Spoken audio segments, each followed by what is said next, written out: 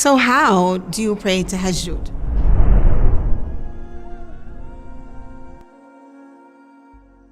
How is it different than any other prayer? Well, first of all, let's talk about timing.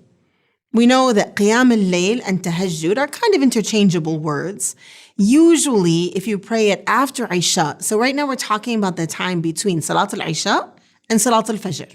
This is the nighttime, between the nighttime prayer and the morning prayer. Now, if you pray before you sleep, we usually call this qiyam al-layl. And if you sleep and then wake up, we usually call this tahajjud. How do you pray it? You've prayed Salat al-Isha, and now what? If you're going to pray qiyam al-layl, you can stand up and make intention for 2 extra rak'ah, and you just pray 2 rak'ahs, and then you can sleep.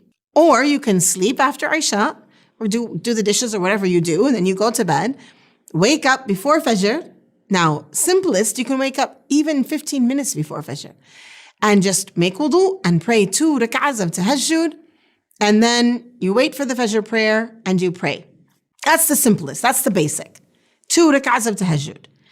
Now, here we have also Salat al-Witr. Okay, so Witr is a very strong sunnah, and it's meant to be prayed at night. So the next step we can say is we're going to wake up just a tiny bit earlier, pray 2 rak'ahs of sunnat al-tahajjud, and then pray Witr, depending on if you're praying at which madhab you're praying. You're going to pray all 3 rak'ahs together, or 2 and then 1. Now, what else can we do at night? Of course, first of all, what has the Prophet ﷺ told us about the numbers of rak'ahs to pray at night? We have many different narrations that talk about the number of rak'ahs. Abdullah ibn Umar radiallahu anhu tells us that the Prophet ﷺ would pray 11 rak'ahs, so that's 8 plus 3, which is the 8 rak'ahs of tahajjud plus 3 of witr, 8 being 2, 2, 2, 2. Now, mind you, the prayer of the Prophet ﷺ was not the prayer of your regular Ahmad or Tala. It was a prayer that was long and extended. So we don't need to hold ourselves to 8 rak'ahs. What we need to think about is the time at night that we want to pray.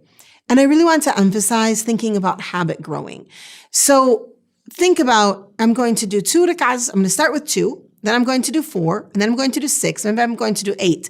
Now, maybe I'm doing 8. Maybe now I want to expand each of these rak'ahs and make each one longer. Maybe I'll just do 4, but I'll make them longer. Or maybe I'll do something else. Here are a few ideas of things to do at night.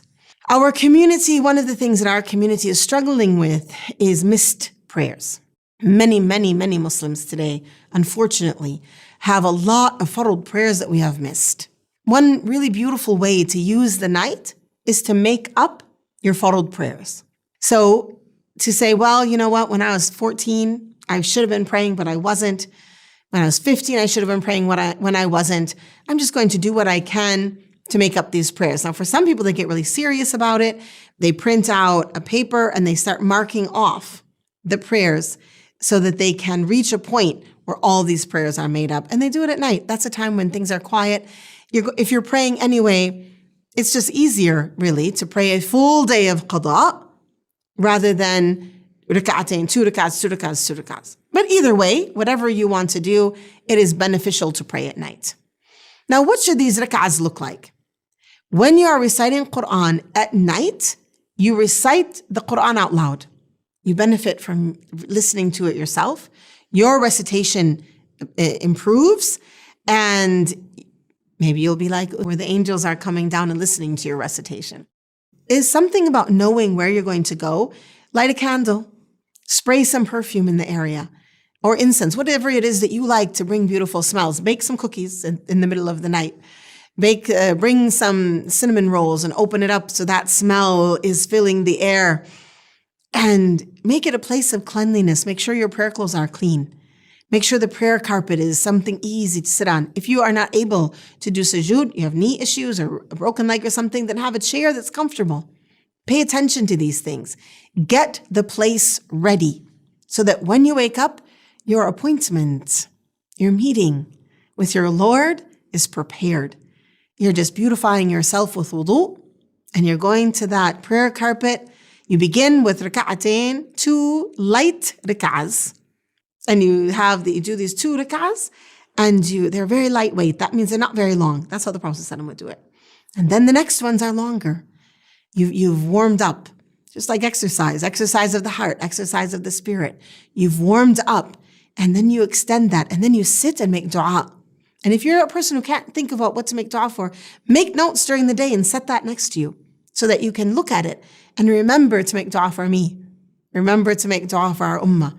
Remember to make dua for your children, your family, for all of the people that you know and don't know.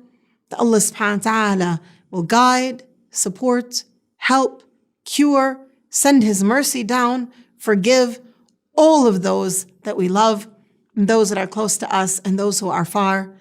And make tahajjud and pray for ourselves that we make tahajjud a habit for us, that prayer becomes the thing we long for and hope for and enjoy deeply. Allahumma salli wa sallam wa barik ala Sayyidina wa Nabiyyina Muhammad walhamdulillahi Rabbil Alameen.